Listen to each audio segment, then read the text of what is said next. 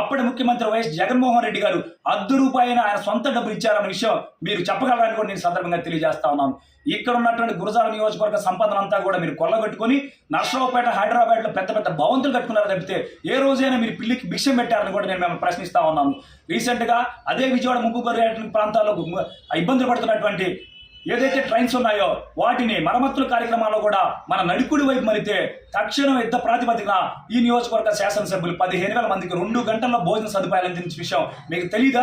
సాక్షాత్తు రైల్వే బోర్డే అని కంగ్రాచులేషన్ చెప్పి మెసేజ్ రిలీజ్ చేసిన విషయం మీకు తెలీదా? నేను సందర్భంగా తెలియజేస్తా ఉన్నాను.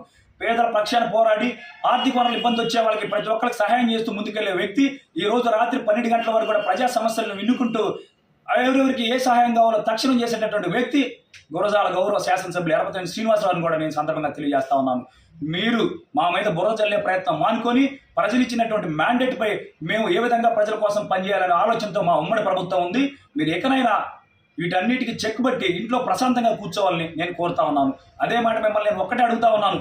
ఏదైతే ఎలక్షన్స్కు ముందు మీరు చెప్పారో ఖచ్చితంగా నేను ఓడిపోతే రాజకీయ సన్యాసం చేస్తానని ఎర్రపతినేని శ్రీనివాసరావు గారంటే ప్రతి సవాల్లో భాగంగా అసభ్య పదజాలంతో బొచ్చు అనే వ్యాఖ్యలు కూడా చేసి నేను ఓడిపోతే రాజకీయ సన్యాసం తీసుకుంటానన్న మీ మాటలు మీరు ఖచ్చితంగా గౌరవంగా నిలబెట్టుకొని రాజకీయ సన్యాసం చేసుకొని వ్యాపారాలపై ఫోకస్ పెట్టుకోవాలని కూడా నేను సందర్భంగా తెలియజేస్తా ఉన్నాను.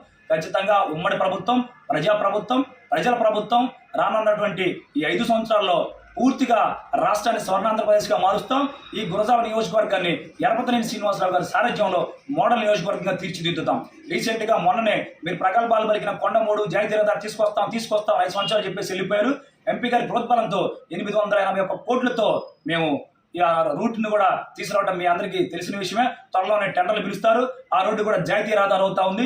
దాచేపల్లి మీరు ఏదైతే పెండింగ్ పెట్టారో జానపడు అవన్నీ కూడా సెంట్రల్తో మాట్లాడి ఖచ్చితంగా మేము ఆ కార్యక్రమాన్ని నిర్వహించి అక్కడ కూడా బ్రిడ్జిలు వేస్తాం కూడా సందర్భంగా తెలియజేస్తూ మా అంతిమ లక్ష్యం, మా ధ్యేయం ఒకటే. కూటమి ప్రభుత్వం యొక్క లక్ష్యం రాష్ట్రాన్ని బాగుపడాలి, ప్రజలకు అండగా ఉండాలి, ఓ పక్క సంక్షేమం, ఓ పక్క అభివృద్ధిని చేపట్టాలి అనే ఒక ఆకాంక్షతో మేము ముందుకెళ్తా ఉన్నాం. రాష్ట్ర వ్యాప్తంగా 700 కోట్ల రూపాయలతో రోడ్లని గుంతలు ఏదైతే వాటిని కూడా గురుస్తున్నాం. గత ప్రభుత్వంలో మీరు గుంతలు గుడిచేటువంటి పరిస్థితి కూడా లేదు. ఈ విషయాన్ని మీరు గ్రహించి ఇక మీద దయచేసి మా మీద బురజల్లే ప్రయత్నాలు మానుకుంటే మంచిది. మీరు ఎటువంటి ప్రెస్ మీట్లు పెట్టినా ఇక్కడ ఉన్నటువంటి ప్రజలు మిమ్మల్ని విశ్వసించేటటువంటి పరిస్థితి లేదని కూడా ఘంటాపరంగా చెప్తూ ఈ సందర్భంగా ఫైనల్లీ ఒకటే మాట చెప్తా ఉన్నాను మహేష్ రెడ్డి గారికి, దయచేసి మీరు ఇచ్చినటువంటి మాట నిలబెట్టుకుని రాజకీయ సన్యాసం తీసుకోవాలని మనస్ఫూర్తిగా కోరుకుంటూ సెలవు తీసుకుంటున్నాను.